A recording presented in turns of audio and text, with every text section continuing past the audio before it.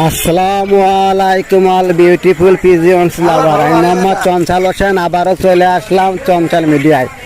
আজকে বৃহস্পতিবার, মাগুরা নতুন বাজার কবুতর হাটে আজকে যে কবুতরগুলো আসেছে তার কিছু চিত্র আপনাদের দেখাবো এবং কি কবুতর আসছে সেগুলো দেখানোর চেষ্টা করবো এবং কবুতর কত দাম চলতেছে, কত বিক্রয় চলতেছে, কোন কবুতরের কম দাম এইটা আপনাদের জানানোর চেষ্টা করবো। প্রিয় ভিউয়ার্স, যারা আমার সঙ্গে আছেন সম্পূর্ণ ভিডিওটি দেখার চেষ্টা করবেন।